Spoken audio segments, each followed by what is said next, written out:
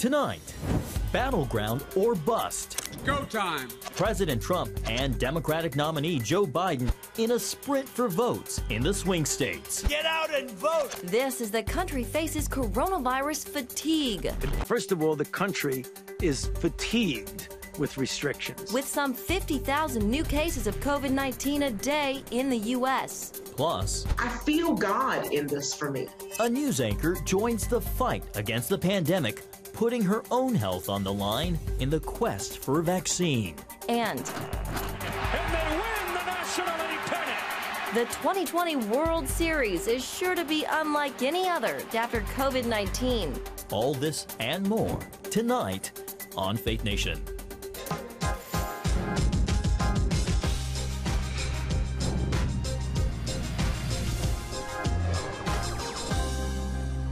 Both candidates dueling it out in the battleground states with just 15 days until Election Day.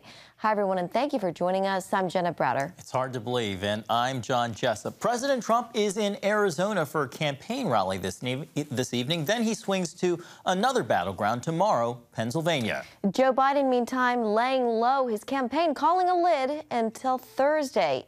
CBN White House correspondent Ben Kennedy joins us with the latest from the campaign trail. Ben?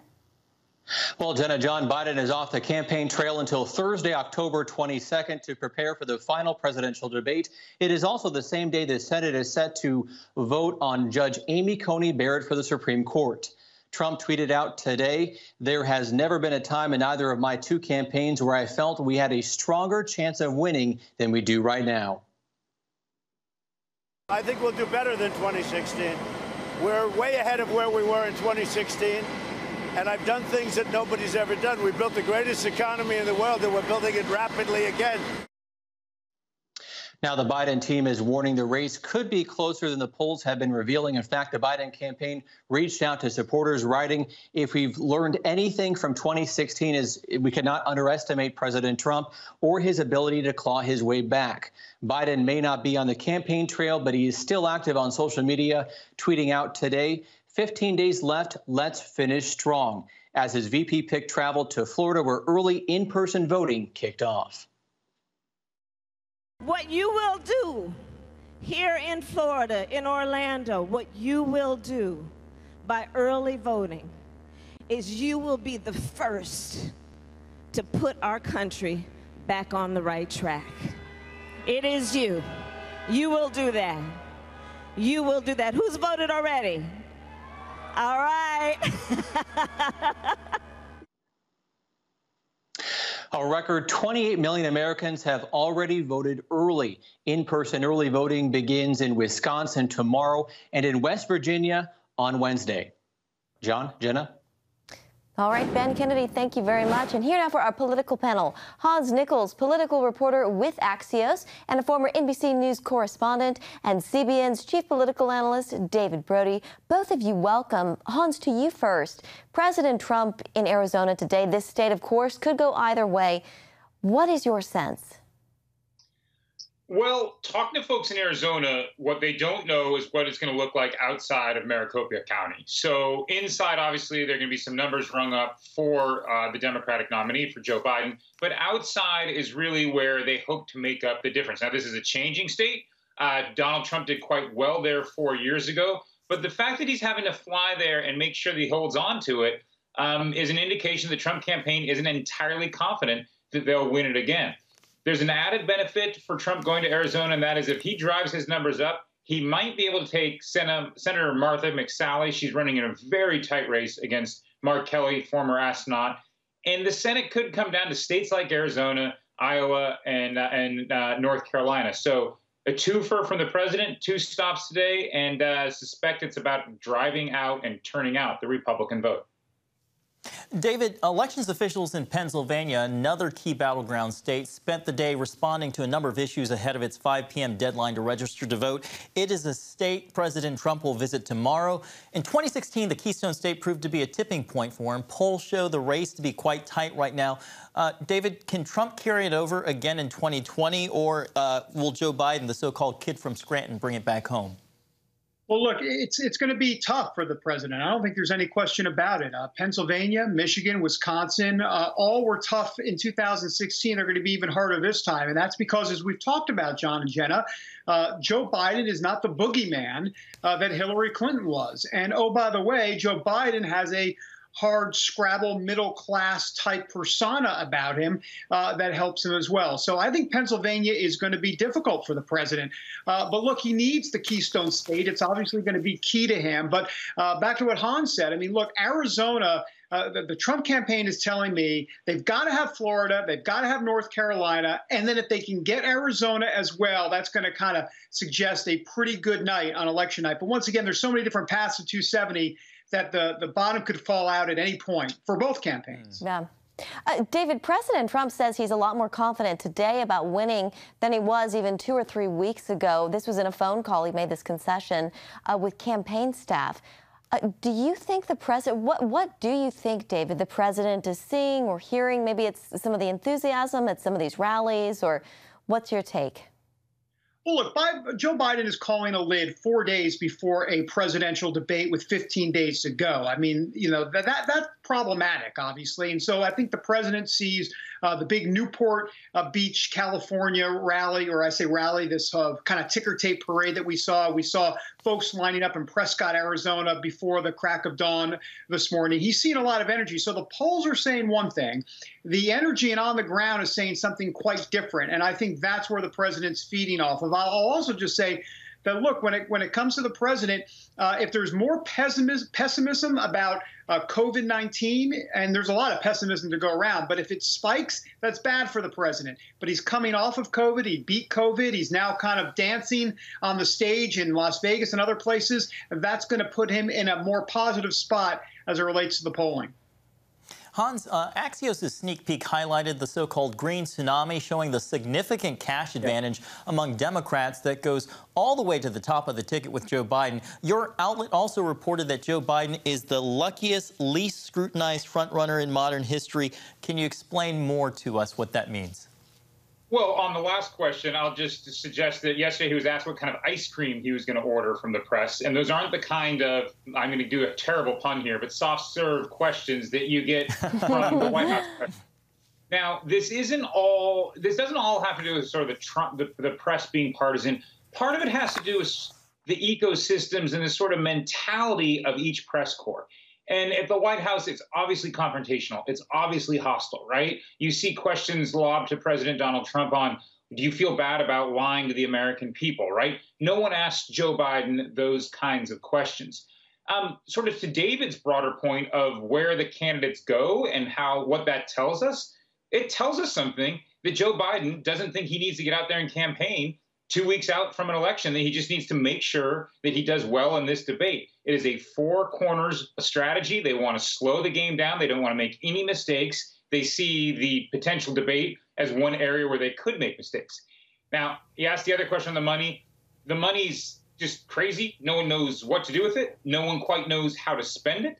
I mean, these are almost sort of Bill Gates type problems where you have so much money you can't actually spend it all on yourself. So I suspect a lot of media buyers are getting rich. I suspect a lot of Democratic consultants are getting rich, especially in states like South Carolina and North Carolina. We're talking about $200 million races. That's crazy for Senate campaigns.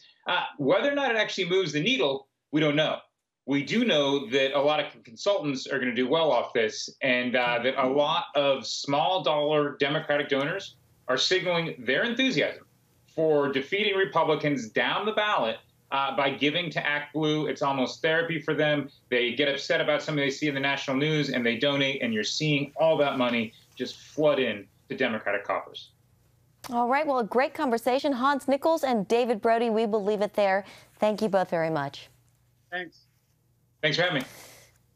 Well, coronavirus cases are on the rise again, but sweeping shutdowns are looking unlikely. 60 Minutes asking Dr. Anthony Fauci how bad things would have to get for him to advocate for a national lockdown. Here's what he said.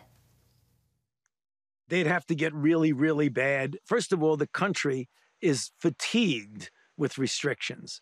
So we want to use public health measures not to get in the way of opening the economy, but to being a safe gateway to opening the economy. The U.S. is now reporting more than 50,000 new cases a day. Some experts warning that a third surge is underway. And worldwide, the total number of cases is now over 40 million. And joining us now is CBN News medical reporter Lori Johnson. Lori, always great to have you on Faith Nation. Lori, what does the sharp increase in cases portend as we head into cold and flu season? Well, it doesn't look good, that's for sure. The good news about this increase in cases is that many to most of them are young people. And we know that young people rarely die from COVID-19, are rarely even hospitalized from it. But think about it. These young people, like we're talking about young people who have gone back to college, and there's a sharp increase in cases at many colleges and universities. These kids are going to be going home in about a month for Thanksgiving. And we know lots of families are going to be getting together for Thanksgiving. The weather's turning colder. People are going to be moving inside more. They're going to be eating inside. So this all does not look good as far as the spread of this extremely contagious disease.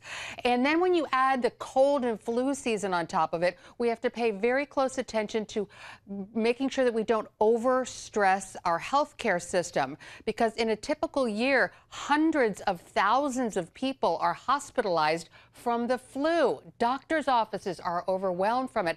But the good news about the flu is we look at Australia and we can usually tell what's going on there is what's going to happen to us. And their flu cases are drastically down because of mitigation efforts for COVID-19. Because remember, the flu and COVID-19 are spread the same way. So we need to keep those masks on and keep our distance. Yeah, that's definitely encouraging. Lori, where do things stand on the vaccine front?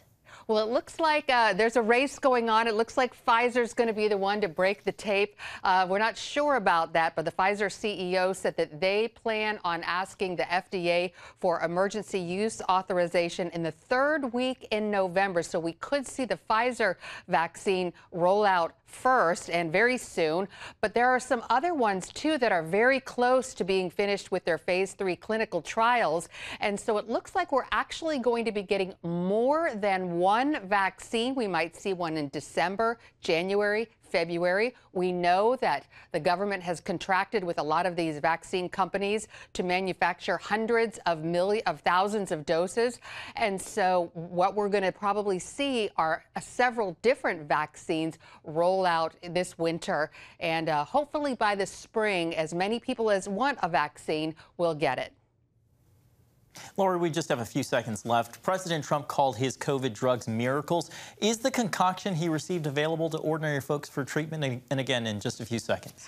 2 out of 3 of them are the remdesivir and the dexamethasone are available to the general public. And that first one, that monoclonal antibody, Regeneron just petitioned the FDA for emergency use authorization. There are tens of thousands of doses available, and that should be available to the public within the next month or so. Lori, we are out of time. Thank you so much for your reporting. My pleasure. Coming up, why the FBI is now interested in last week's bombshell report involving the Bidens in the Ukraine. After this. Hi, folks. Joe Namath here, and if you're on Medicare, today is one of the only days of this year you can update your coverage and benefits. Before the deadline, you're entitled to eliminate copays and get dental, prescriptions, transportation, and meals at no additional cost. Plus, your zip code may have coverage with the Give Back benefit that adds money back to your Social Security check every month. I called to get dental, transportation, meals, and the Give Back benefit. They helped me so much. With this virus situation, I called to get everything I'm entitled to.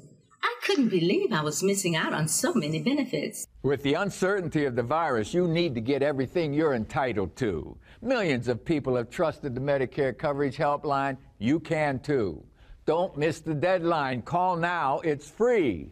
Call 1-800-830-0593. That's 1-800-830-0593 now. Here's an important message from the Diabetes Solution Center. Diabetics understand all too well the pain of pricking your fingers. But now, by wearing a small remote device called a continuous glucose monitor, or CGM, you can immediately reduce your pain. It's easy to use and helps you make more accurate diabetes treatment decisions. If you are testing your blood sugar 4 or more times daily, injecting insulin 3 or more times daily, or using an insulin pump, call the Diabetes Solution Center right now to learn about this groundbreaking new CGM technology.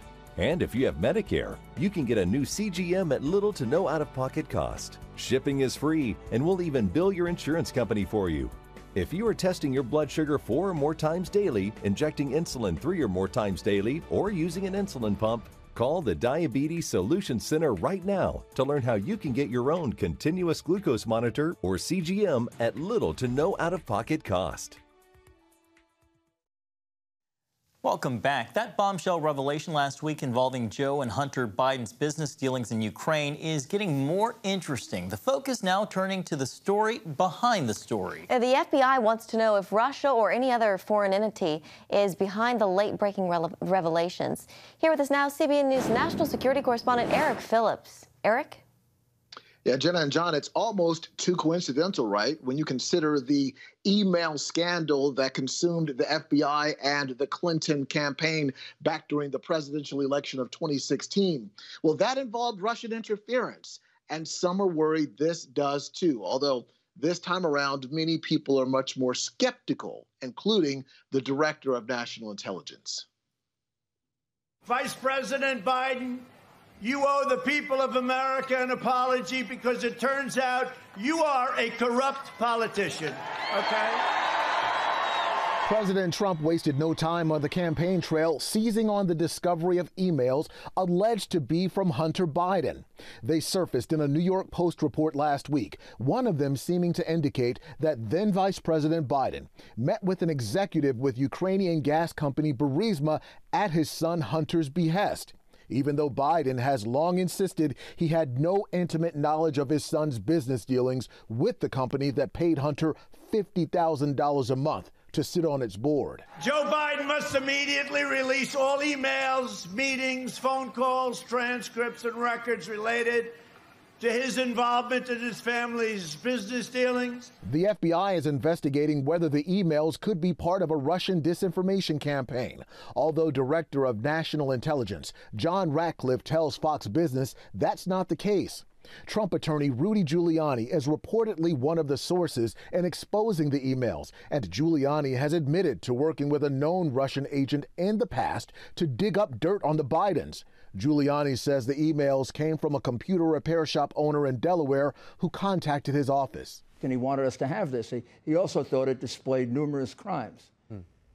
So he gave them to my lawyer. We have the entire hard drive. The Biden campaign denies any such meeting being on his official schedule. Here's how Biden himself responded Friday when a reporter asked him about it. I know you'd ask it. I have no response. It's another smear campaign. Right up your alley. They're the questions you always ask. Michael O'Hanlon with the Brookings Institution says while it's unclear whether there was outside interference, either way, it's of little consequence. My instinct is to think that there may have been guilt to be shared widely, but I also think the magnitude of the offense is more in the category of a misdemeanor than a felony by modern politics standards in the United States. It doesn't rise to the level of what we saw in 2016. There has been other fallout from this, as both Facebook and Twitter have limited the amount of spread of the article or information about the article because the emails have not been verified. Now, some Republicans on the Senate Judiciary Committee say big tech companies are playing partisan politics by using censorship. In fact, some of them are threatening to subpoena the heads of Facebook and Twitter as soon as this week. John and Jenna. All right, Eric Phillips, thank you very much. And when we come back, why this news anchor is getting pushback for her decision to volunteer for a coronavirus vaccine trial. Hi, folks. Joe Namath here. And if you're on Medicare, today is one of the only days of this year you can update your coverage and benefits. Before the deadline, you're entitled to eliminate copays and get dental, prescriptions, transportation, and meals at no additional cost. Plus, your zip code may have coverage with the Give Back benefit that adds money back to your Social Security check every month. I call to get dental, transportation, meals, and the Give Back benefit. They help me so much. With this virus situation, I call to get everything I'm entitled to. I couldn't believe I was missing out on so many benefits. With the uncertainty of the virus, you need to get everything you're entitled to. Millions of people have trusted the Medicare Coverage Helpline. You can too. Don't miss the deadline. Call now. It's free. Call 1-800-830-0593. That's 1-800-830-0593 now. If you're looking for an affordable auto warranty to help extend the life of your vehicle, search online for Consumer Affairs Extended Auto Warranties. Consumer Affairs is a free website that helps over 100,000 people a day make smart decisions on life's important purchases. When my car died on the side of the road, Endurance had it towed to the dealership. That plus the repair was over $2,000, and Endurance paid for it all directly. Whether your car is new or has up to 200,000 miles, call Endurance for a free price quote and never worry about auto repairs again. Endurance is highly recommended by consumers on consumeraffairs.com and offers an unconditional 30-day money-back guarantee. Call now and we'll include a full year of our Endurance Elite membership with tire and key fob replacement, $250 in member rewards, and more. A $600 value included for a full year. So if you're looking to extend the life and value of your vehicle, call 800-746-1056. That's 800-746-1056. Call now. Welcome back. Well, Dawn Baker is a news anchor who's made headlines of her own. She's the very first volunteer to get a shot in the Phase 3 COVID vaccine trial. So what prompted her to roll up her sleeve, and why is she getting pushback? Once again, here's Eric Phillips. Dawn Baker did not enter this lightly. After extensive research and talks with her doctor, she decided joining this fight was bigger than herself. Good evening, and thanks so much for joining us tonight. Dawn Baker is a longtime anchor with WTOC in Savannah, Georgia. According to the National Weather Service. And instead of just reading the news, Baker made news of her own this past summer. I feel God in this for me. So I haven't had any regrets. I've been doing great. The shot regimen consisted of 2 doses, the first one back in July, which led to some soreness in her arm, and another unexpected but positive reaction. All of a sudden, I got a sudden burst of energy. So about 6 weeks, I was just cleaning my house and getting caught up on all the chores and things that I had not felt like doing in the past. The second shot came about a month later. I had a mild headache that lasted until about 12 o'clock the next morning. But after that, I was back to normal. Well worth it, Baker adds, to be part of the solution to this deadly problem. I know 3 people who have passed away. It hurt even deeper. Of course, there's no cure for COVID-19, just like there's no cure for the flu, but it is going to make it less likely. Hopefully, it will pump up that immune system so that if we were to come in contact with COVID-19, we'd be less likely to get it. Or if we did get it, it will be a milder case of it. We will deliver a safe and effective vaccine before the end of the year, and it could be very, very soon. I don't believe there'll be a vaccine released this year. That just kind of seems like some magical fairy story to me. My prayer is always that we can stay the course, follow all the rules, and somehow get this vaccine to people in a timely manner. While Baker has gotten a lot of support for her efforts, she has also faced criticism for putting her health at risk and even trusting the process, especially as an African American. Some have brought up the Tuskegee syphilis experiment, a 40-year government study that impacted hundreds of Black men. I understand the fear. I know the history. I know about the Tuskegee experiment, which was absolutely brutal and lasted 40 years in this country. And even worse, after they experimented on those Black men, once the cure came out, they wouldn't even give them the cure. I would not have just gone to sign up to do this. Her doctor of more than 30 years is overseeing trials in her area and asked Baker to take part. My first question, like everybody else, was, is this a live vaccine? He said no. So, well, am I going to be more likely to get COVID-19 if I take this vaccine? He said no. So would we rather be scared and just worry and talk about losing our loved ones and the fact that we could not go to the funeral or go to the hospital and see them? Or do we want to be a part of fixing the problem? And I feel as if this is how we're going to save our people. And when I say our, I mean people of all races. She's also gotten pushback from anti-vaxxers. I don't feel that nothing I can say or it's my job to try to change perceptions that are so deep and so personal. Because we're all in charge of our own bodies and our destiny. But I do know that for us to get out of this, at least a large percentage of us are going to need to get the vaccine, because even with the vaccine, if we get a handful of us taking the vaccine and the rest of the world isn't, we're still going to be stuck in these masks in order to be safe. Pointing out that African Americans are among those highest at risk, Baker says the trust in her doctor, paired with a divine conviction, prompted her to roll up her sleeve. This girl is on a mission to try to save lives. I really am just honestly praying for the whole world. I should point out that Baker does not know whether she received the vaccine or a placebo. Over the next 2 years, she will have 7 doctor's appointments and 24 phone calls as doctors monitor and document the status of her health. In Washington, Eric Phillips, CBN News. Your paycheck, your family depends on it. But if something happened to you, you need life insurance, and chances are SelectQuote can get it for you for under $1 a day. SelectQuote found Michael, 38, a $500,000 policy for under $23 a month. SelectQuote found Anna, 37, a $750,000 policy for under $23 a month. SelectQuote's secret? They comparison shop a select group of great companies like these for your best rate. Give your family the security they need at a price you can afford. Since 1985, SelectQuote has saved over 1 million families millions of dollars on life insurance. Call now, 1-800-546-8380. That's 1-800-546-8380, or go to SelectQuote.com. Discover what over 1 million families know. We shop, you save. If you're over 50, imagine you could turn back the clock on your stiff, achy joints 10, even 20 years. Imagine you could do this without products that just temporarily hide the symptoms and may have side effects. Imagine no more. Introducing Instaflex Advanced. Get a complimentary sample just by texting MOVE to 231231.